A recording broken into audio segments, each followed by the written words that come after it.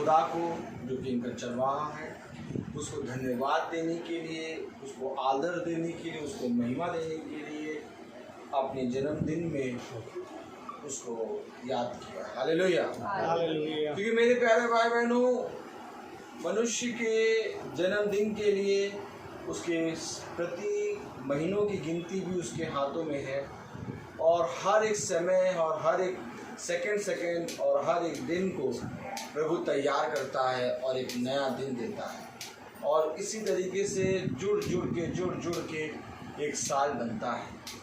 और जब एक साल पूरा होता है तो जब हम प्रभु को अपने इस एक साल को पूरा होने में धन्यवाद देते हैं, एक प्रार्थना सभा में बैठते हैं, प्रभु की संगति में बैठते हैं, तो ये प्रभु को भाता है। और आज भाई ने जैसा किया, ये सबसे उत्तम बात है, और इसी रीति से प्रभु कहता है कि तुम मेरे वचन में बने रहो। और आज जैसा कि प्रभु का कलाम कहता है कि जब तुम मेरे वचन में बने रहोगे तो मैं तुम्हें उत्तम उत्तम पदार्थों से तृप्त करूंगा। मैं आकाश के झरोखे खोल के वहां से तुम्हें उत्तम से उत्तम मन्ना खिलाऊंगा। हालेलुया। और आज जैसा कि हम सब प्रभु के वचन में धीरे धीरे बढ़ रहे हैं, प्रभु ने उत्तम से उत्तम मन्ना हमारे लिए रखा। हालेलुया।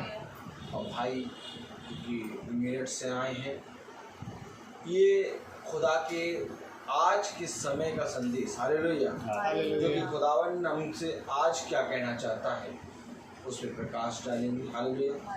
और मेरे प्यारे भाई बहनों, हम सब केवल सुनने वाले नहीं बल्कि सुनकर उस पर चलने वाले बने, और चलने की सामर्थ्य खुदावन देता है। इसलिए बहुत चौकन्ने होकर सुने हम प्रभु का वचन, क्योंकि जिस समय प्रभु का कार्य होता है उसी समय दुष्ट का प्रकोप भी बहुत होता है। Praise the Lord. तो आज हम सब चौकन्ने हो के जो कुछ भी प्रभु हमें सिखाता है उसमें हम पूरे रीति से चलने की चौकसी करें। तो आइए हम एक गीत गाएंगे। इससे पहले कि हम एक गीत गाएं, हम प्रार्थना में चलेंगे। मेरा निवेदन है विमल भाई से कि वो प्रार्थना करें। धन्यवाद पिता परमेश्वर, सुंदर समय के लिए पिता परमेश्वर जो आपने हमें दिया है पिता परमेश्वर। धन्यवाद देते हैं पिता परमेश्वर कि आज इस दिन के लिए पिता परमेश्वर कि हमारा एक साल और पिता परमेश्वर हमें नया जीवन दिया है, एक साल और पिता परमेश्वर, ताकि हम आपकी स्तुति और महिमा में बैठ सकें पिता परमेश्वर और आपकी आराधना कर सकें पिता परमेश्वर। धन्यवाद देते हैं पिता परमेश्वर अपने प्रचारकों के लिए पिता परमेश्वर, जो यहाँ आके पिता परमेश्वर हमें वचन बताते हैं पिता परमेश्वर उनको सामर्थ्य देते हैं। धन्यवाद देते हैं पिता परमेश्वर कि उनके वचन के द्वारा हमारा जीवन भी बदलने पाए पिता परमेश्वर। धन्यवाद देते हैं पूरी फैमिली के लिए पिता परमेश्वर, सबको एकत्रित हुआ पिता परमेश्वर जैसा कि आपने कहा है जहाँ 2 या 3 लोग मिलकर पिता परमेश्वर आपकी स्तुति और आराधना करते हैं वहाँ में विराजमान। धन्यवाद देते हैं पिता परमेश्वर कि इस समय के लिए पिता परमेश्वर, और पिता परमेश्वर धन्यवाद देते हैं हर एक बातों के लिए पिता परमेश्वर। जबकि पिता परमेश्वर इस वचन को पढ़ने जा रहे हैं पिता परमेश्वर, इस वचन को पढ़ने और समझने और सब बातों के लिए आपको धन्यवाद देते हैं। दुआ को इस नाम से मांग के सुने। आइए हम सब महिमा में उसकी महिमा और उसकी स्तुति करेंगे। एक गीत गाएंगे हम सब। यीशु का नाम है सारी जमीन पर, यीशु का नाम है सारी ज़मीन पर, जैसे हम पाते उद्धार। यीशु का नाम है सारी ज़मीन पर, जैसे हम पाते उद्धार। वो दुनिया में आया, लहू बहाया, बलिदान हमको दिया।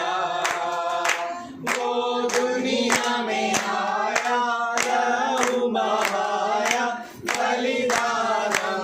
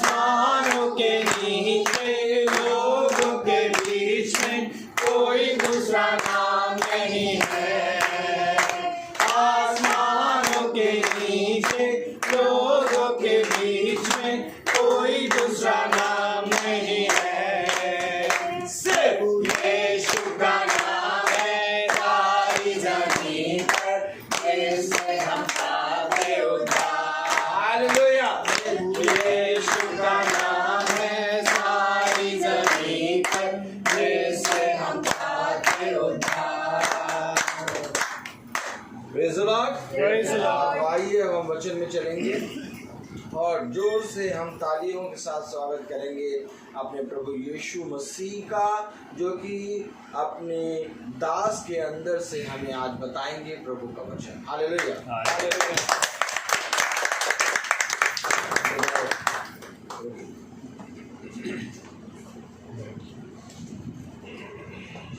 खुदावंद का नाम मुबारक हो। हालेलुया। आप में से जो खड़े हो सकते हैं वो खड़े हो जाएं, और जो खड़े नहीं हो सकते जगह नहीं है, कोई प्रॉब्लम हो सकती है। और देखिए आइए उस कोरस पंखा को गाएं। Only believe, all things are possible. आमीन। आमीन। क्या आप विश्वास करते हैं कि जहाँ खुदावन यीशु मसीह में सब कुछ संभव है? आमीन। आमीन। अगर बहुत बड़ा कोई स्पेशलिस्ट डॉक्टर और किसी के यहाँ आए और किसी का इलाज करने के लिए आए, उसके हाथ में ना तो शिफा है ना जिंदगी, लेकिन बाइबल कहती है जब वो लाजरी कब्र तक पहुँचा, 4 दिन से लाजर खड़ा हो गया।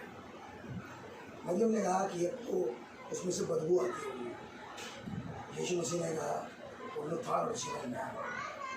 वो खुदा जिसके आराधना उपासना में और आप करते हैं, वो आज भी मरी हुई जिंदगियों को खड़ा कर सकता है। आमीन। क्या आप विश्वास करते हैं? क्या हम उस खुदावन के लिए ये कोरस गा सकते हैं? Only believe, all things are possible. आमीन।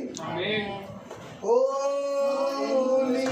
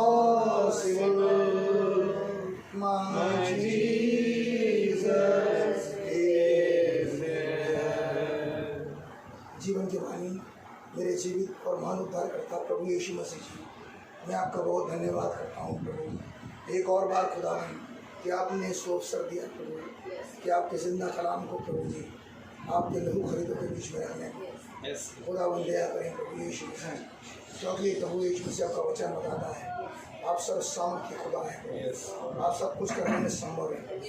खुदावन आपका वचन कहता है प्रभु यीशु मसीह जी, आप उन जगहों को भी ढूंढ देते हैं जहाँ पर आपने कभी ढूंढा ही नहीं। मैं आपका बहुत धन्यवाद कर रहा हूँ खुदावन। इन भूमियों को तैयार करें ताकि वो महान वचन जो कि इस युग का संदेश है इनके जीवन में बोया जाए और 100 गुना फल लेगा। आपका अनुग्रह चाहता हूँ प्रभु यीशु मसीह, इस पूरे एटमॉस्फेयर में टेक चार्ज है। दया करें प्रभु यीशु मसीह जी, और उन्हें पाए खुदावन जिसकी कोई युक्तियाँ कार्य न करने पाए, आप एक अनुग्रह बना रहे। प्रार्थना इनकी प्रभु यीशु मसीह के नाम में सुने ग्रहण करें।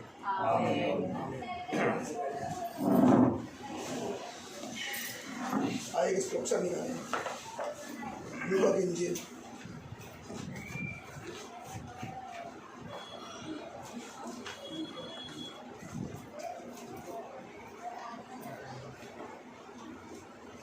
जाना माना स्ट्रक्चर है। अब लोग सुना लेकिन इसके पीछे भेद है।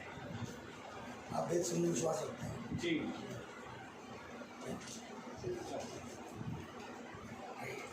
लूका की इंजील उसका 15वां अध्याय।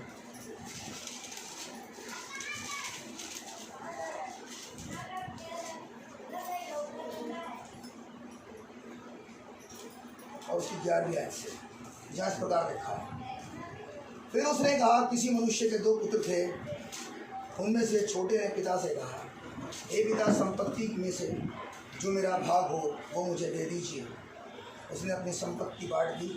बहुत दिन न बीते कि छोटा सब कुछ इकट्ठा करके दूर देश को चला गया और वहाँ कुकर्म में अपनी सारी संपत्ति उड़ा दी।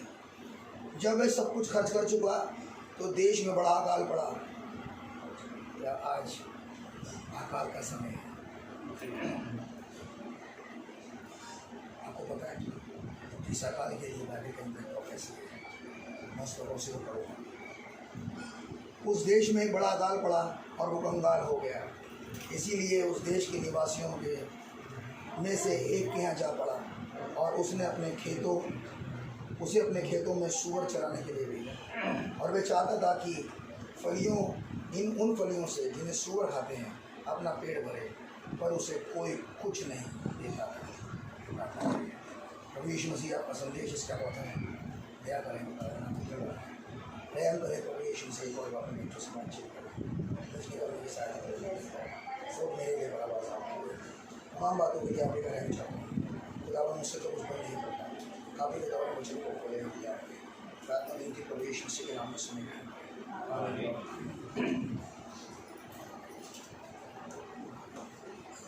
प्रभु यीशु मसीह के नाम पर बहनों आपको मैं शालोम कहता हूँ।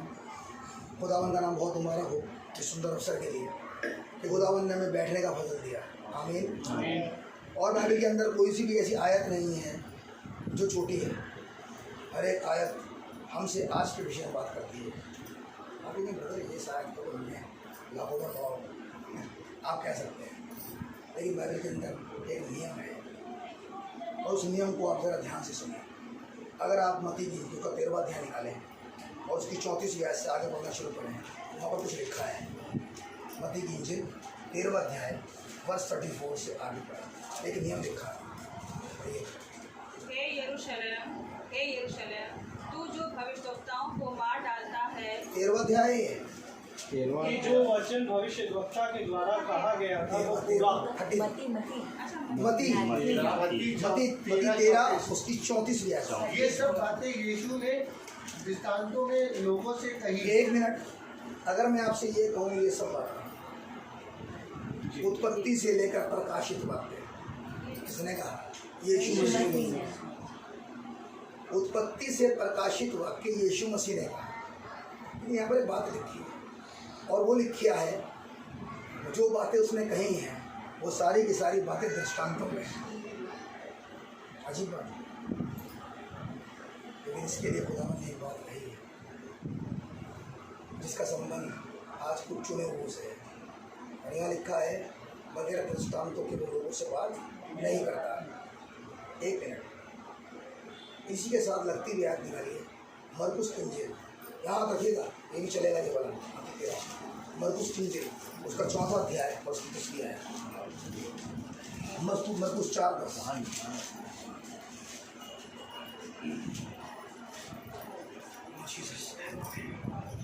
जब वो अकेला रह गया, इसका मतलब उन्हें इससे पहले दृष्टांत बोल रहे थे यीशु मसीह। और यीशु मसीह वहाँ पर लिखा है, अगर आप मरकुस की इंजील को शुरू से पढ़े हैं, मैं पढ़वा नहीं रहा आपका टाइम बचाने के लिए। अगर आप शुरू से पढ़े तो वहाँ लिखा हुआ है कि उसने बीज बोने का दृष्टांत बोला था इससे पहले। और बहुत सी भीड़ आई जिसमें लोग बाग खुदावन यीशु मसीह के कलाम को सुन रहे थे। जैसे 2000 साल पहले की बात है तो वो ऐसा कर रहे थे। और जब वो ये बातें सुन रहे थे तो यीशु मसीह ने किसी ने कुछ आइडिया और किसी ने कुछ आइडिया लगा के वो चले गए। सब नहीं आए ये पूछने के लिए कि जो दृष्टांत तुमने बताया है उसका अर्थ हमें बता दो। लेकिन यहाँ पर कुछ लोग हैं जिन्हें खुदावन ने एज अ डिसाइपल चुना, एज अ चेले चुना, जो खुदावन के बैक ऑफ माइंड में बिना आलम से पेशतर है। बिना से पेशतर मतलब before the foundation of the earth, जब से दुनिया बनी भी नहीं तब से वो खुदावन की एक बुक में है। एक बुक जो खुदावन ने अपने लहू से लिखी, जिसका जिक्र बाइबल के अंदर है। उस बुक के अंदर जो कि मेमने की जीवन की पुस्तक है, कुछ लोगों का नाम है, 2 पुस्तकें बाइबल के अंदर है, एक पुस्तक जीवन की पुस्तक, एक पुस्तक मेमने की जीवन की पुस्तक। जीवन की पुस्तक से नाम कट सकता है, लेकिन मेमने की जीवन की पुस्तक में से नाम नहीं कट सकता। जीवन की पुस्तक जो हमारी और आपकी है, रोज़मर्रा की ज़िंदगी, एक दिन नाम कट जाएगा, लेकिन मेमने की जीवन की पुस्तक जो कि खुदावंद यीशु मसीह के वचन में का वचन, आत्मा में की आत्मा है, रेवलेशन में का रेवलेशन है, आमीन। इसमें नाम जाने के बाद दोबारा कटता नहीं। आप विश्वास करते हैं? अब इस पुस्तक के बारे में बाइबल में अगर पढ़ें तो पीछे प्रकाशित वाक्य 13वां अध्याय और उसके 8वें आयत में अभी चलेंगे, दिखाता हूँ। उस 13वां अध्याय उसकी 8वीं आयत में लिखा है, हम उसे बाद में पढ़ेंगे। यहाँ पर जब सारे के सारे चले गए, भीड़ इकट्ठा थी और वो दृष्टांत दे रहा था बीज के बारे में, लेकिन जब बीज का दृष्टांत बोल चुका और लोग अपने अपने आइडियाज़ लेके जा चुके, केवल डिसाइपल बचे और वो यीशु मसीह के पास आए और वो कहने लगे इस दृष्टांत का मतलब हमें समझा है। लेकिन मत्ती 13:34 में लिखा है, जब जब मुंह खोलूँगा दृष्टांत बोलूँगा। पढ़ के आ रहे हैं भी पीछे से, क्योंकि ये खुदावंद यीशु मसीह का काम है कि वो जब भी मुंह खोलें एक दृष्टांत बोलेंगे। लेकिन यहाँ पर एक ब्लेसिंग की बात है जो मरकुस 4:10 में लिखी है, और वहाँ उन्होंने डिसाइपल से एक बात कही। क्या लिखा है, पढ़िए। जब वो अकेला रह गया तो इसका मतलब वही थे जो चुने हुए उसके साथ थे, लेकिन बाकी जितनी भी भीड़ थी वो सारी की सारी वही चली गई जहाँ से वो आई थी। यीशु मसीह ने कहा स्वर्ग का राज्य जाल के समान है।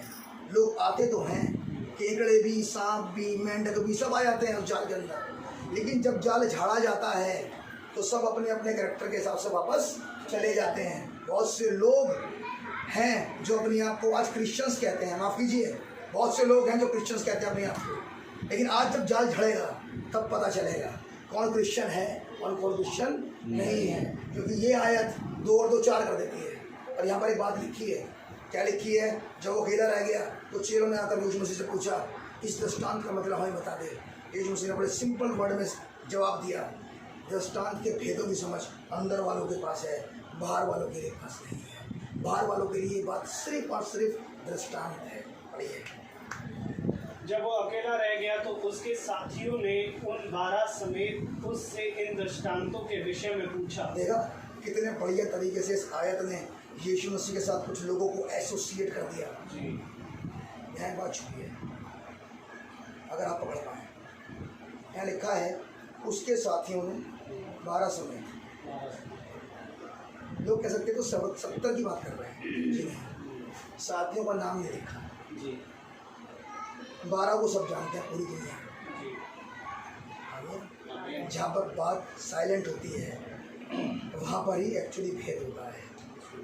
जो साथी उस दिन दिखाई दे रहे थे वो आज भी खुदा के साथ हैं। वहाँ पर उनका कोई नाम नहीं लिखा।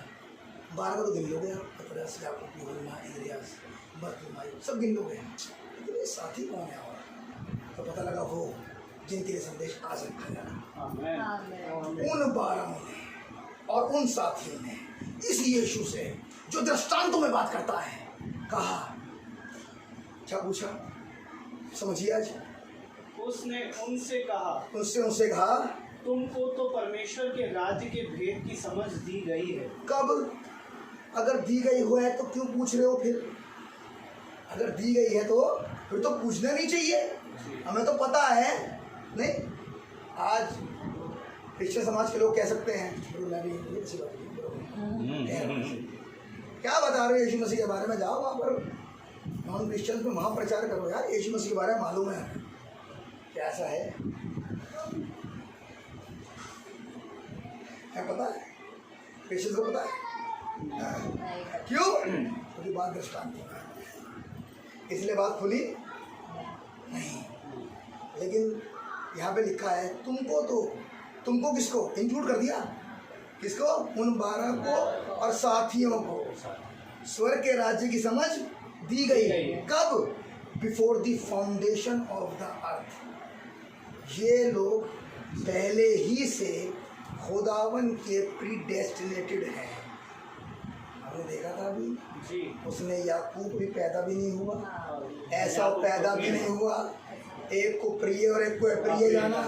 अभी तो बीज भी नहीं पड़ा और उससे पहले ही नाम भी जान रहा है और उससे पहले ही उन्हें प्रिय और अप्रिय भी जान रहा है। फैसला आज नहीं होगा, आज तो फैसले पर मोहर लगेगी। फैसला तो वो कर चुका बहुत पहले। आज तो मैनिफेस्टेशन में लोग या तो एक्सेप्ट करेंगे या रिजेक्ट करेंगे। ये बात तो अपने मुंह से कहेंगे नहीं। यहूदी हमने अपने मुंह से कहा हमें बरअब्बा चाहिए, यीशु नहीं चाहिए। ये मुंह से कहा था आपने, साफ साफ लिखा है बरअब्बा डालो, लेकिन तब भी उन्होंने चुना।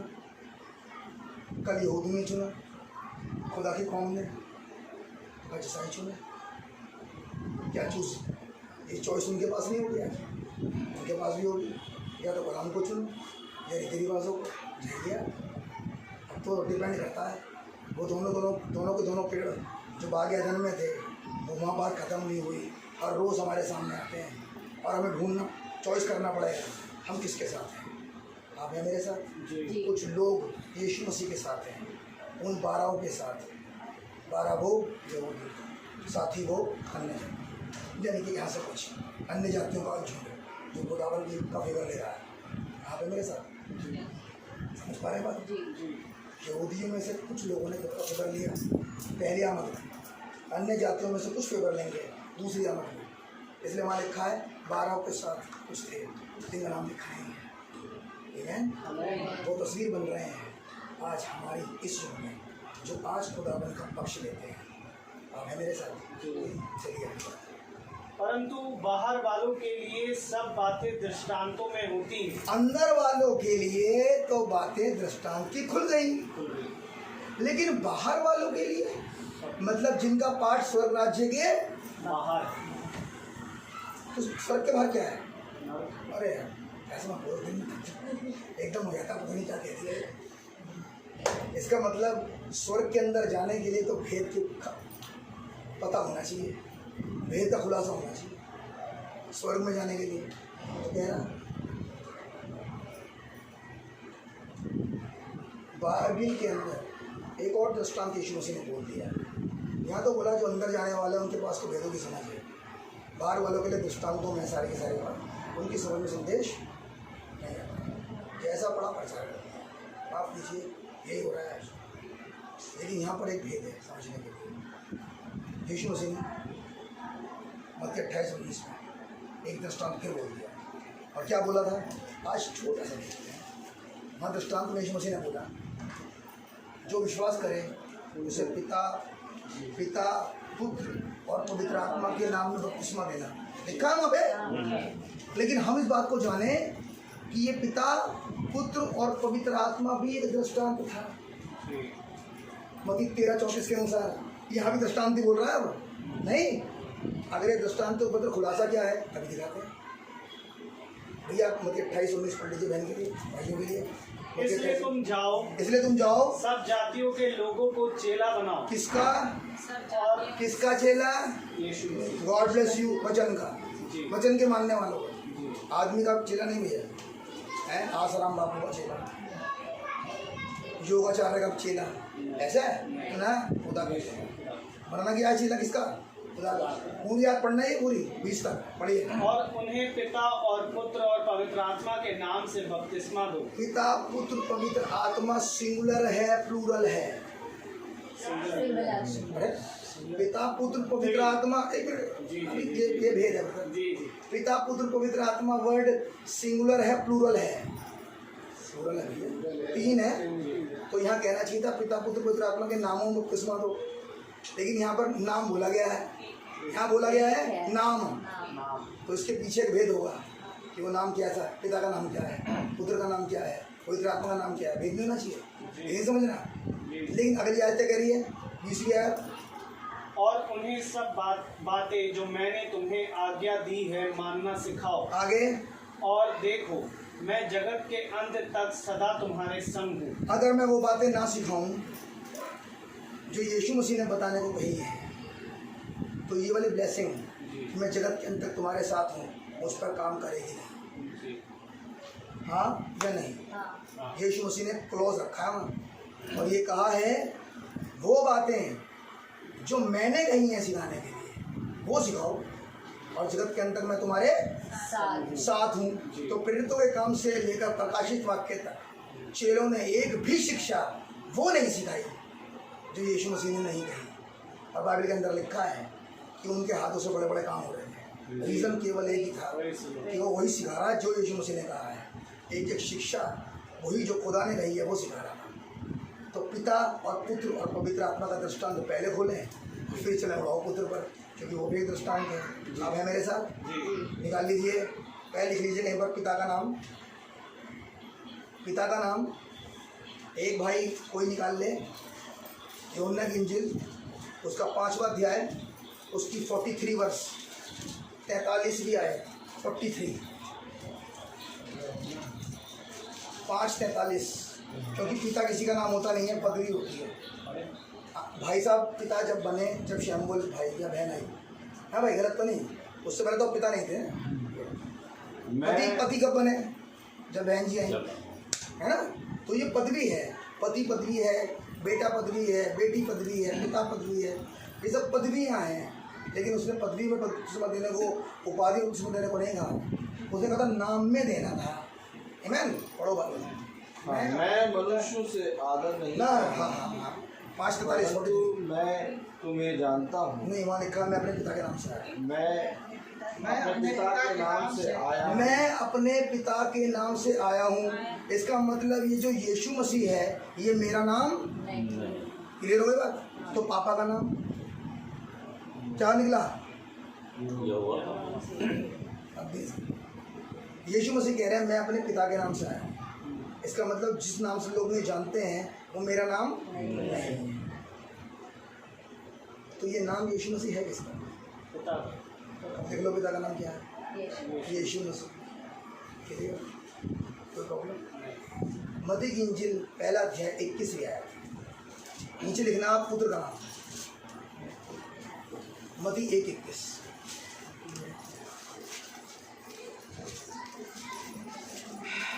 पढ़िए भैया। वो पुत्र जनेगी और तू उसका नाम यीशु रखना। पुत्र का नाम यीशु।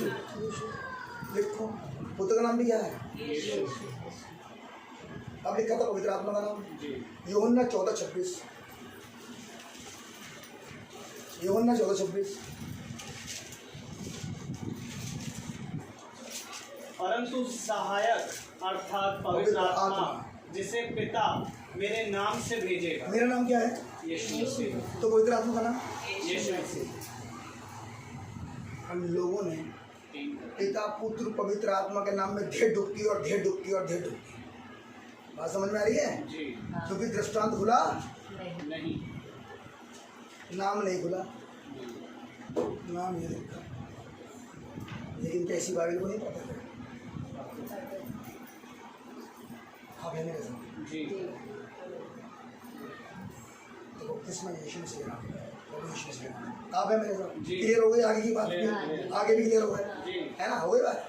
चलिए अब वापस चलें। 13वां अध्याय 34 वर्ष से आप पढ़ रहे थे। थोड़ा बेस बन जाए ताकि आगे चलें। अब तो पहले शुरू भी नहीं करा, मैं थोड़ा सा बेस बन जाए देखेंगे थोड़ा। ये सब बातें यीशु ने दृष्टांतों में लोगों से कही। जो बातें मती में कहीं वो भी दृष्टांत था, और जितनी बातें उत्पत्ति से आगे तक कहीं वो सब दृष्टांत था। और दृष्टांत का भेद अंदर वाले के पास, और हमारी मुलाकात अंदर वाले से नहीं। लेकिन अगर अंदर वाले से मुलाकात हो जाए तो हम भी अंदर है। गलत सही? बड़े बड़े ज्ञानी, बड़े बड़े चौबधारी, यानी क्या क्या होता खा गए। क्योंकि यशा ने कहा था 28वें अध्याय में, 29वें अध्याय में, आज्ञा पर आज्ञा, नियम पर नियम, थोड़ा यहाँ थोड़ा वहाँ, सारी बातें एक जगह लिखी हुई नहीं बाइबल के अंदर। बाइबल जो पुस्तक है वो 20 की पुस्तक है, दृष्टांत की पुस्तक है। हर जगह कोई बात लिखी नहीं, कुछ उत्पत्ति में, कुछ यूहन्ना में, कुछ मती में, कुछ प्रकाशित वाक्य में। तब बन के एक तस्वीर बनेगी, तब समझ में आएगा बात कह रहे यीशु मसीह। ये कहानी की पुस्तक नहीं ब्रदर, ये खुदाबंद का नाम है जो एक जगह समझ में नहीं आता। हम 3-4 जगह घूमे तो पता लगा क्या बात है। आप मेरे साथ? गलत तो नहीं? चलिए अब यहाँ पे कह रहे हैं ये सब बातें यीशु मसीह ने दृष्टांत में कही, क्योंकि क्योंकि भविष्यवक्ता ने कहा था कि जब वो मुंह खोलेगा दृष्टांत बोलेगा। आमीन। और आगे लिखा है बगैर दृष्टांत के वो कोई बात नहीं करता था। अब अगली आयत पढ़े जो काम किए कि जो वचन भविष्यद्वक्ता के द्वारा कहा गया था वो हाँ जी। पूरा हो। क्या कौन सा वचन था? मैं दृष्टांत कहने को अपना मुंह खोलूंगा। एक समय जब मैं पहली मिनिस्ट्री में आऊँगा तो एक समय तक तो मैं दृष्टांत बोलूँगा। और कौमे के बाद कुछ और लिखा है, पढ़िए। मैं उन बातों को जो जगत की उत्पत्ति से गुप्त रही हैं प्रकट करूंगा। इसका मतलब एक मिनिस्ट्री यीशु मसीह की वो भी है जिसमें जो बातें उत्पत्ति से आज तक गुप्त हैं उसे वो खोलेगा। वो जब तक नहीं खोलेगा जब तक प्रकाशित वाक्य 10:7 नहीं आएगा, क्योंकि प्रकाशित वाक्य 10:7 में क्या लिखा है वो जब तक नहीं खोलेगा, क्योंकि ये आज की मिनिस्ट्री है यीशु मसीह की, कि वो जितने लूज एंड्स हैं, जितने वो चीज़ें बंद हैं, वो आज के समय में खुलेंगी। किसकी मिनिस्ट्री में? पढ़िए। वरन 7वें सरदूत की तुरही फूकने पर होने वाले शब्द के दिनों में परमेश्वर का मनोरथ उस सुसमाचार के अनुसार जो उसने अपने दास भविष्यद्वक्ताओं को दिया पूरा होगा। जब तक 7वां नहीं आएगा दृष्टांत के भेद नहीं आएंगे। जी आप हैं मेरे साथ? तो 7वें से मिलना जरूरी है, वरना मिनिस्ट्री तो आधी रहेगी। आप हैं मेरे साथ? तब तो आधी बात समझ में आएगी, और आधी बात में दृष्टांत कह रहे हैं वो सारे के सारे। इसका मतलब आज की तारीख में अगर 7th एंजल से मुलाकात नहीं हुई, जो कि एक्चुअली हमारे समय का मैसेज है, हमारे समय का मतलब अन्य जातियों, हम पैदाइशी यहूदी नहीं। आप हैं मेरे साथ? यीशु मसीह रिजेक्शन के बाद अन्य जाति की तरफ मुड़ गए। रिजेक्शन किया यहूदियों ने, आमीन। मारा किसने?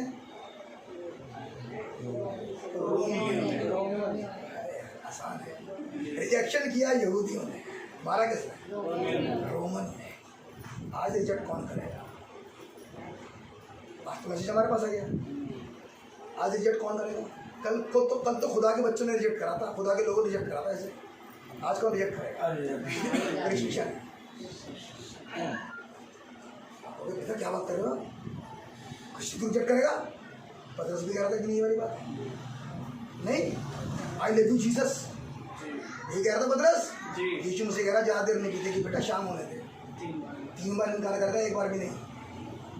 आप समझ रहे हैं रीज़न क्या है?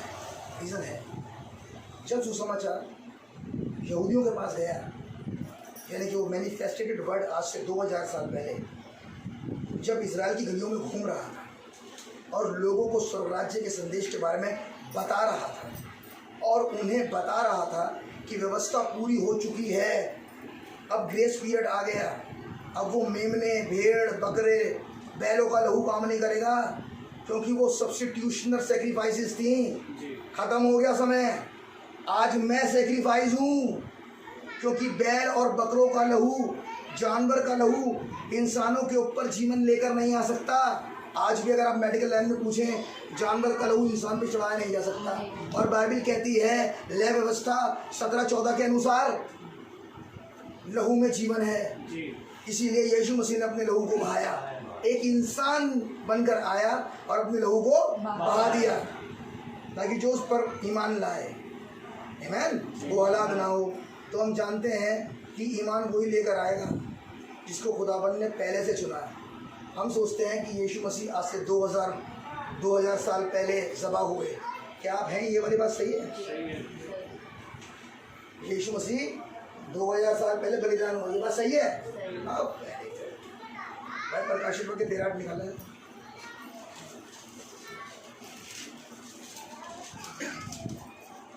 पृथ्वी के वह सब रहने वाले जिनके नाम उस मेमने के जीवन की पुस्तक में लिखे नहीं गए। अभी मैंने आपसे एक बात कही थी कि यीशु मसीह ने लहू बहाया और कुछ लोगों के नाम पुस्तक में लिख दिए। आप हैं मेरे साथ? यही कह रहा था मैं आपसे कुछ पहले। तो कुछ के तो लिखे हैं, वो कह रहा है कि पृथ्वी के वो सब रहने वाले, 2 ग्रुप हैं, वो सब रहने वाले जिनके नाम मेमने की जीवन की पुस्तक में लिखे नहीं गए, जो कि जगत की उत्पत्ति से पहले घात हुआ, दुनिया बनी भी नहीं, और यीशु मसीह ब्लूप्रिंट में घात हो चुका, एक क्रीड बन गई। इसमें तो हो सकता है तुम मरे जी नहीं। खुदावन यीशु मसीह, खुदावन एक प्लानर है, जबरदस्त प्लानर है। और उन्होंने क्या किया, खुदावन ने, जैसे कि आप लोग बिल्डिंग बनाते हैं, घर बनाते हैं आप लोग, तो वो घर सबसे पहले आप कागज़ के ऊपर बनाते हैं ब्लूप्रिंट में, लेकिन जो ब्लूप्रिंट पे बना होता है वो धीरे धीरे ज़हूर में आता है। आज नींव पड़ गई, आज डीपीसी हो गई, आज एक दीवार, आज एक दीवार, आज एक, इसमें थोड़ा समय लगता है। स्वर्ग का अय्याम तेज अय्याम है, वहाँ पर सारा काम फिनिश हो चुका है, लोग बाग बचाए जा चुके, 1000 साल की बादशाहत, अनंत काल का जीवन आ चुका वहाँ। लेकिन जो पृथ्वी का अय्याम है ये स्लो अय्याम है, यहाँ पे ये काम धीरे धीरे होता है। मजदूर एक पहले छुट्टी करनी करना हो गया, वो कुछ भी ऐसे धीरे धीरे बनता ना मकान जी। अब ऐसे ही वो लोग जो खुदावन के चुनिंदा हैं वो धीरे धीरे मैनिफेस्टेशन में आते जा रहे हैं। जो प्लान ब्लूप्रिंट में तो हो चुका काम खत्म, ब्लूप्रिंट में क्या हुआ, मेमना जगत की उत्पत्ति से पहले घात हो चुका, कुछ लोगों का दाम चुकाया गया, सबका दाम चुकाया सब खुदा ने। लेकिन मतलब बाइबल तो उनके पास भी है, उनके पास भी है, बाइबल लाइब्रेरी में भी है। आज मैं आपको एक बहुत पता ही बात, और आप इससे इनकार नहीं कर सकते। पहली बाइबल जब खुदावन ने आदम को दी, तो पता है बाइबल आदम को दी खुदा ने, मालूम है ना? अरे बोलो भैया, मालूम है? तो बाइबल में क्या लिखा था, इस पेड़ का फल खाना, इसको मत खाना, खाओगे तो मर जाओगे। ये बाइबल थी पहली। आप है मेरे साथ? पहली बाइबल जब आदम को दी खुदावन ने, वचन बताता है आदम खुदा का बेटा है। हाँ, लूका 3 अध्याय। मेरे से थोड़ी प्रॉब्लम है कि मैं दिखा जाऊंगा। 3 अध्याय निकाला ब्रदर? अरे छोटी सी बात है, पढ़ लीजिए ताकि हम इस बात को समझा पाए।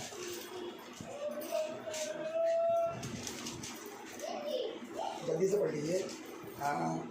36 आयत से 38 आयत तक पढ़िए। और वह केनान का, वो केनान का, और वह अर्पक्षद का, वो अर्पक्षद का, और वह शेम का, और वो शेम का, और वह नूह का, और वो नूह का, और वह लिमीक का, वो लिमीक का, और वह पथूशिला का, मधुशिला, मधुशिला का, आगे, और वह हनोक का, वो हनोक का, और वह यीरीत का, वो येरेत का, और वह महलेल का, वो महलेल का, और वह केनान का, वो केनान का, और वह एनोश का, वो एनोश का, और वह शेत का, आगे, और वह आदम का, और वह परमेश्वर का पुत्र था। इसमें तो कैन का नाम ही नहीं आया यार वंशावली में। कैन भी तो बेटा था उसका, तगड़ा था आज सुबह। कैन का तो नाम ही नहीं वंशावली, और सारे के सारे मानते हैं कि कैन भी आदम का बेटा था, लेकिन वंशावली में इसका मतलब है नहीं। मैं जो मुख्य बातों को पकड़वाना चाह रहा था वो ये पकड़वाना चाह रहा था कि जो आखिरी वाली आयत कहती है वो ये कहती है कि वो खुदा का बेटा था। कौन? आदम। आदम किसका बेटा था?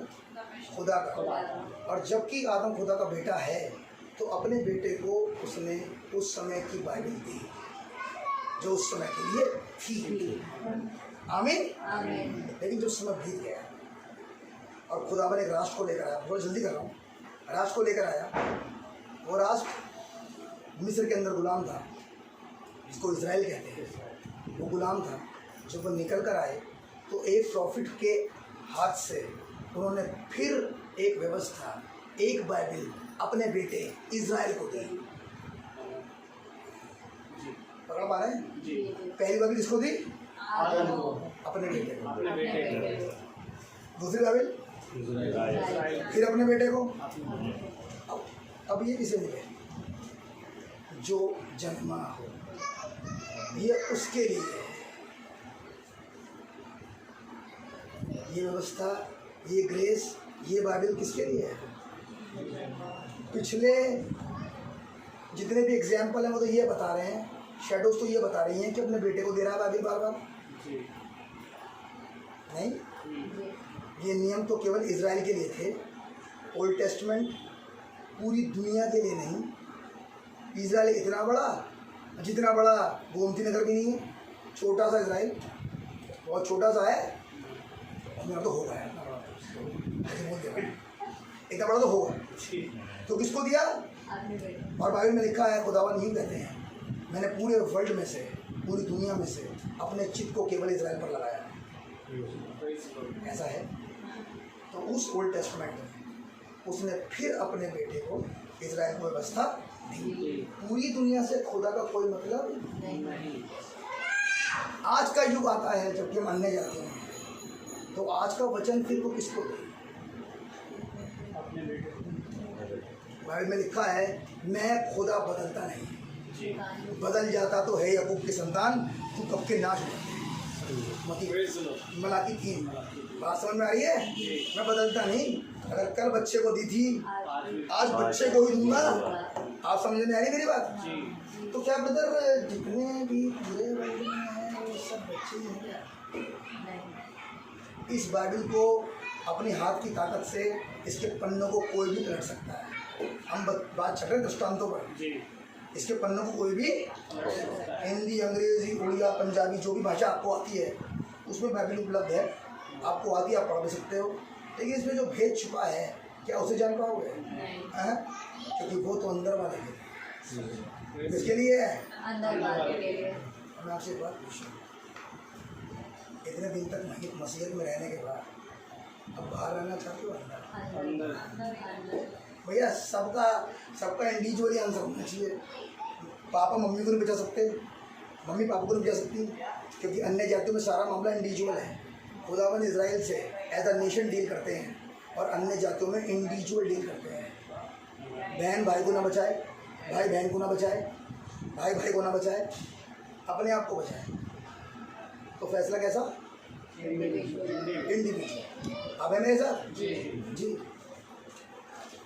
तो कह रहा है कि कैसा समय आ रहा है, जब एक समय जब मैं दृष्टांत बोलूँगा, एक समय वो कि जब मैं उसका अर्थ बताने के लिए मुँह खोलूँगा। तो हम कौन से वाले समय में आ रहे हैं? जब प्रकट करने वाला समय है। क्या ये ब्लेसिड समय है? क्या इसके आगे कोई आयत लिखी है? नहीं। क्या इसके आगे कोई आयत लिखी है तो पता लगेगा? नहीं।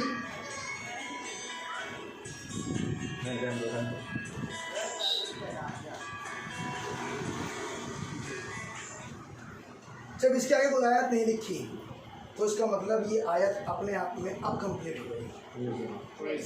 इस 7वें दूत के बाद 8वां कोई दूत नहीं है।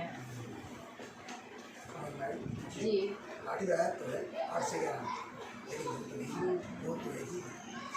इसके ऊपर खुदावंद ने इन मोहरों को इस पुस्तक के, बैठ जाइए ब्रदर, इस पुस्तक के भेदों को खोल दिया। आप समझ रहे हैं मेरी बात? अब आगे चले अपने सब्जेक्ट पर। अभी आपने पढ़ा 2 पुत्रों के बारे में। एक पुत्र है छोटा और एक पुत्र है रोमियो की पुत्री। उसका 9वां अध्याय और वो आज पढ़ो, जहाँ लिखा है, जेठा छुटके का दास होगा। पढ़िए। और 9 ब्रदर, उसका कौन सी आते हैं? जेठा छुटके का दास होगा। नहीं रखी है, मैं बता रहा हूँ, कोई पूरा हो, जेठा छुटके का दास होगा। उसने कहा जेठा छोटे का दास होगा। 12वीं आयत कह रही है जेठा छुटके का दास होगा। हमने क्या समझा? बड़ा वाला ऐसा, छोटा वाला ऐसा। आप है मेरे साथ? ये समझा? ये तो लिखा भी है, देख लो ब्रदर, उधर लिखा है ब्रदर। आप क्या बात कर रहे हो ब्रदर? लिखा है, देखो। नहीं लिखा, कुछ और लिखा है। सुनना चाहते हैं? यीशु मसीह को जो क्रूसीफाई किया गया, ये क्रूसिफिकेशन शैडो में कहीं दिखता है बाइबल में। जो क्रूसिफिकेशन शैडो में कहीं, एक जगह नहीं कई जगह दिखता है, और इसका एक मतलब है जिसकी वजह से यीशु मसीह को क्रूसिफाई किया गया। क्रूस का मतलब होता है क्रॉस। उसका मतलब क्रॉस। उत्पत्ति 49 में यूसुफ अपने 2 बच्चों को लेकर याकूब के पास आए ताकि याकूब उन्हें आशीष दे। ये शैडो है, अब ये शैडो है। और लिखा है कि ऐसे खड़ा करा गया कि जो मनुष्य है वो उनके दाहिने हाथ पर पड़े और अपने जो कि छोटा वाला है उसके बाएं हाथ पर पड़े। क्योंकि दाहिने का मतलब होता है अधिकारी, अधिकार जिसके पास होता है उसे कहते हैं दायां, यानी कि बड़े के पास अधिकार होना चाहिए। लेकिन जब खुदावन यीशु मसीह बड़े के पास आए, बड़ा कौन है? इज़राइल। जब बड़े के पास आए तो आशीषें क्रॉस हुई, बड़े ने एक्सेप्ट नहीं किया। अब वो जो ग्रेस लेकर आए थे बड़े के लिए, वो क्रॉस होकर छोटे पे गए। ये था वो क्रॉस जो पहले उत्पत्ति 49 में दिखता है और उसके बाद क्रूसिफिकेशन के बाद दिखता है, और क्रूसिफिकेशन के बाद वो सारी ब्लेसिंग आज उन 7 कलीसिया काल में अन्य जातियों पर आ गई। आप हैं मेरे साथ? ये हुआ था इन ऐसे। आइए, ये सब इसी दृष्टांत में लिखा। चलें अपने सब्जेक्ट पर पढ़िए, लूका 15:11 से।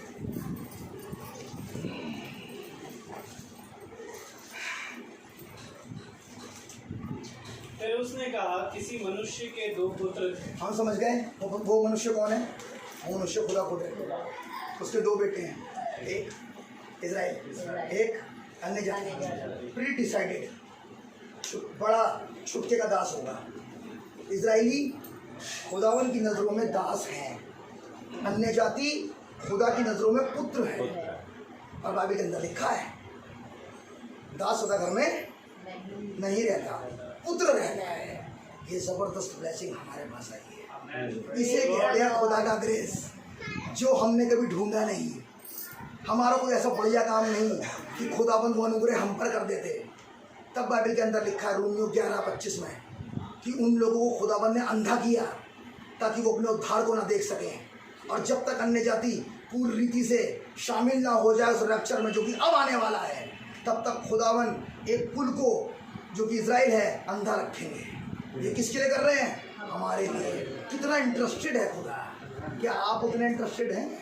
भैया मोहब्बत दोनों तरफ से होती है, ऐसे नहीं चलेगा, ऐसे नहीं चलेगा। ये तो है नहीं कि वही कर रहा है। जी पढ़िए।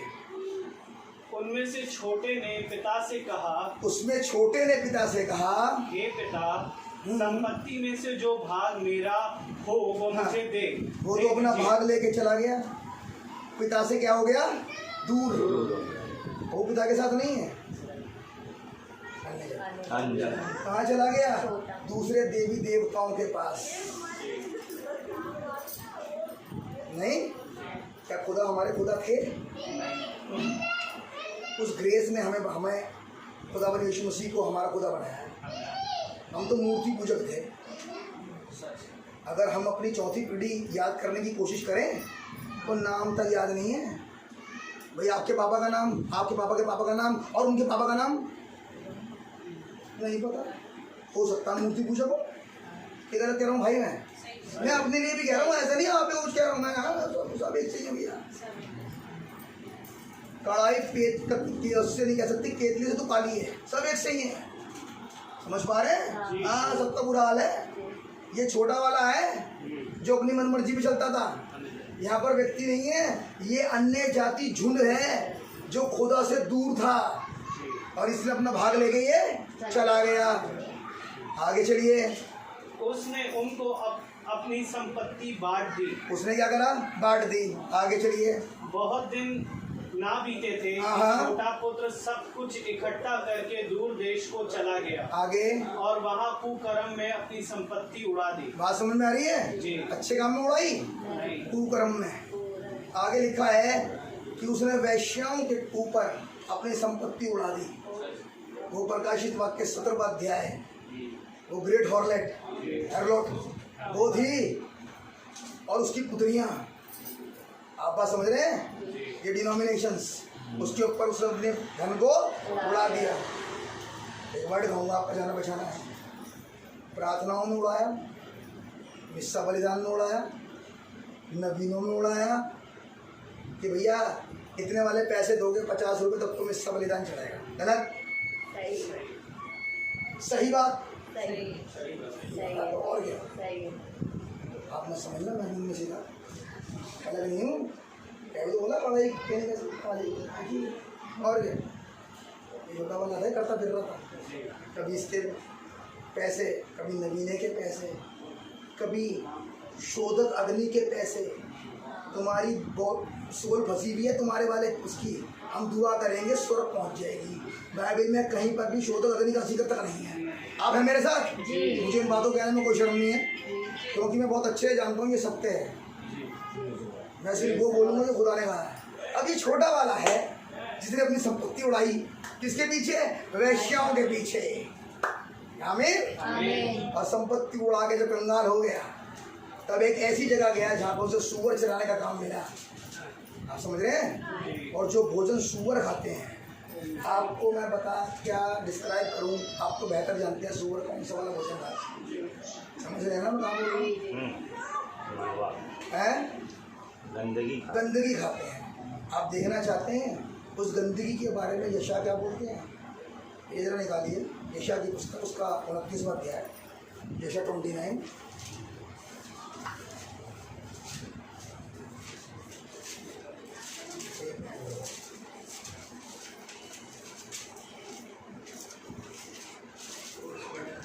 भाई साहब 28 माफ कीजिए, और उसकी 8वीं आयत से 7वीं आयत से।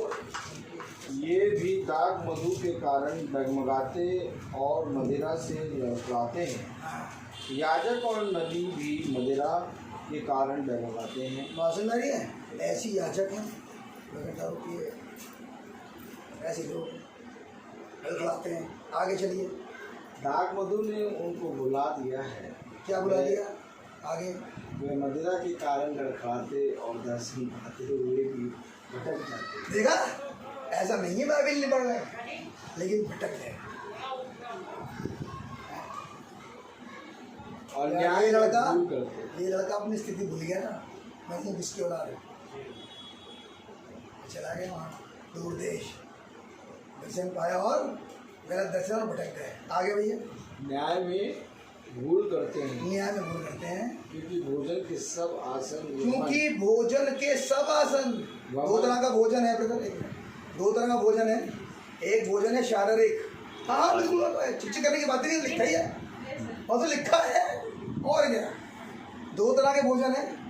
एक भोजन है शारीरिक भोजन जो हम लोग करते हैं, और एक भोजन है आत्मिक भोजन। ये वाला आत्मिक भोजन है जो मल और वमन से भरा हुआ है। मल का मतलब आप जानते हैं, और वमन का मतलब उल्टी। यानी उल्टी किसे कहते हैं? जो आपने कल खाया था, कल वाला खाना, कल वाले खाने को वोमिट कहते हैं। प्रचार आज से 2000 साल पहले यीशु मसीह ये किया करते थे, वमन और उल्टी है। You must have a healthy food, today's food. आज का खाना तो हेल्दी बनाएगा आपको। बाइबल में लिखा हुआ है, जब निर्गमन में एक मूसा की एक प्रॉफिट की निकासी में जब लोग निकल कर आ रहे थे तो खुदावन ने 40 साल तक उन्हें ताज़ा मन्ना खिलाया था रोज। क्या आप हैं मेरे साथ? और क्या वो खुदा बदल गया? नहीं। तो इसका मतलब दो पार्टी है। एक पार्टी वो जो वमन और मल खाती है, हमने पीछे पढ़ा, सूअर का भोजन खाता था वो लड़का। और यही है सूअर का भोजन। देखो ये वाला भोजन किसका है? सूअर का। पुराना मल और वमन। पूछो भैया आज के बारे में बताओ, कुछ आज के बारे में बताओ, आज के बारे में बताएं। आज के संदेश के बारे में खत्म हो कुछ नहीं है। लेकिन खुदा का धन्यवाद, खुदावन ने एक मिनिस्ट्री को भेजा जिसके बारे में खुदावन ने मलाकी 4 में बोला। और क्या कहा था मलाकी 4 में? जरा पढ़िए, उसकी 5वीं छठी है, 5वीं छठी है। देखो यौवन के उस बड़े और भयानक दिन के आने से पहले मैं तुम्हारे पास एलिया नबी को भेजूंगा। आपको पता है एलिया नबी आने वाला लिखा है हाँ, कब आएगा कब आएगा आया या आ चुका क्या ख्याल है आ चुका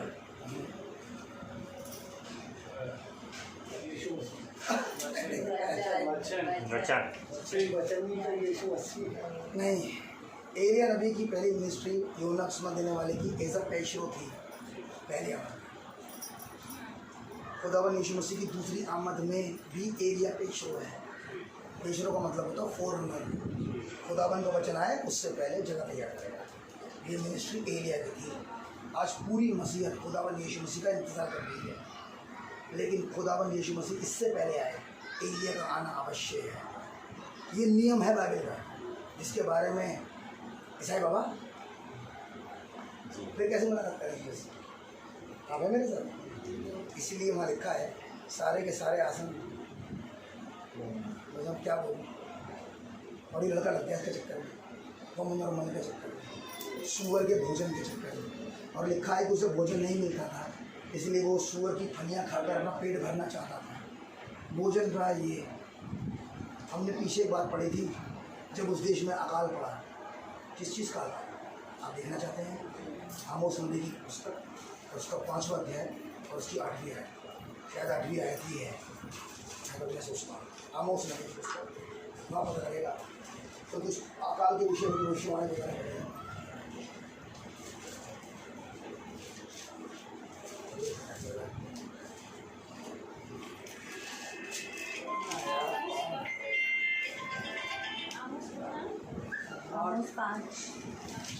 आमोस 5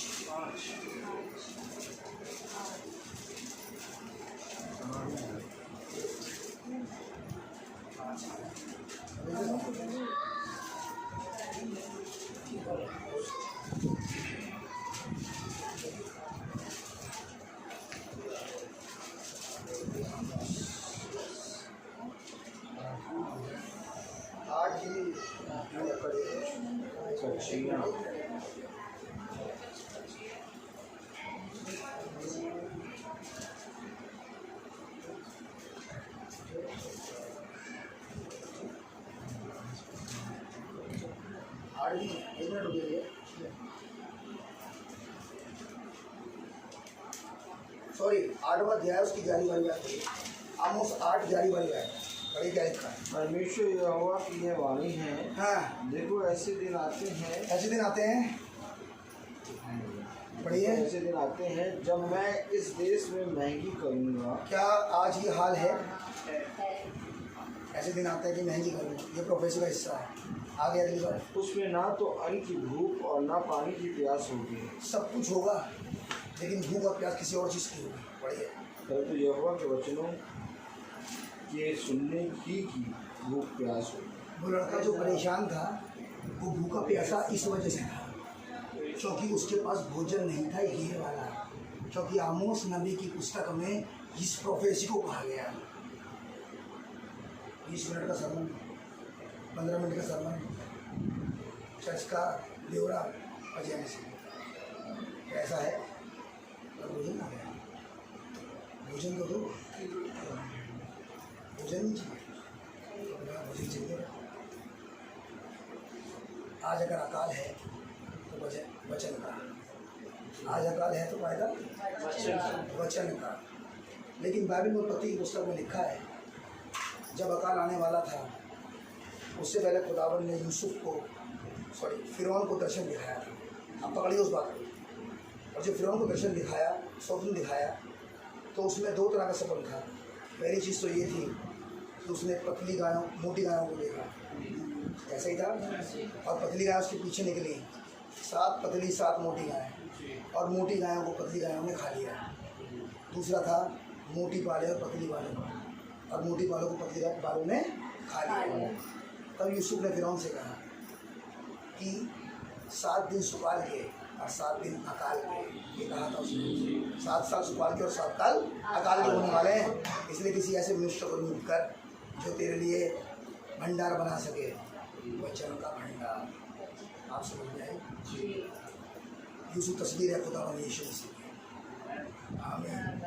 तब लिखा है वो भोजन जो कि अकाल के समय लोग बाग पूरे वर्ल्ड में जब लोग बाग भूखे फिर रहे थे तो मिस्र में ही एक जगह थी जहाँ पर भोजन था।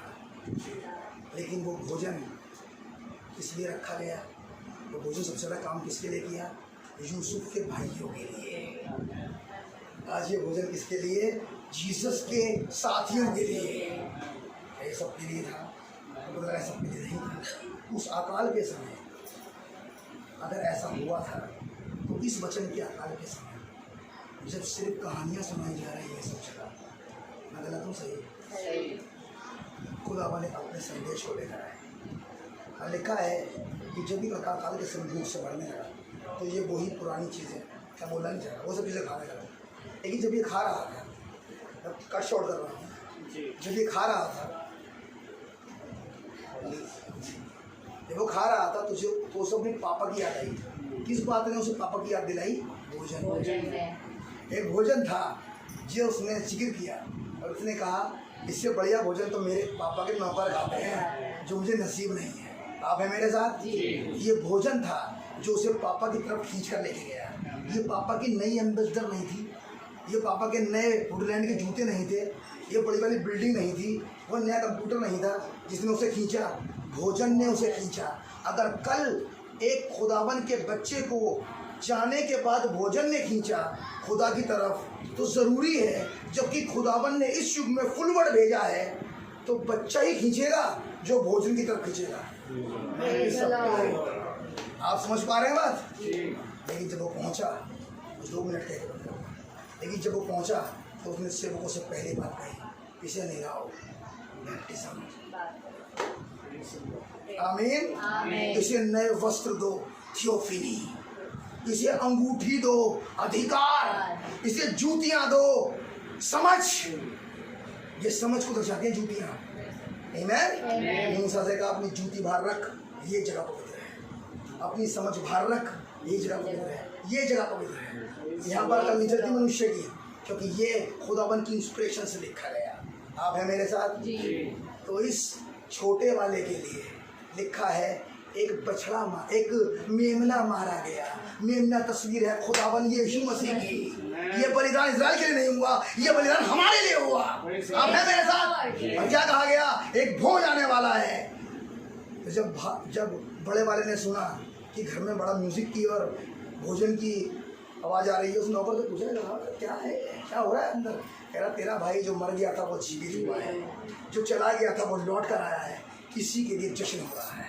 इसलिए बाइबल के अंदर लिखा है अगर एक पापी मन फिराता है उन सब बातों से जो कि वो देख रहा है आज कि भोजन कहीं नहीं है और खुदावन के कलाम को एक्सेप्ट करता है तो स्वर्ग में बड़ा आनंद होता है। आप समझ रहे हैं?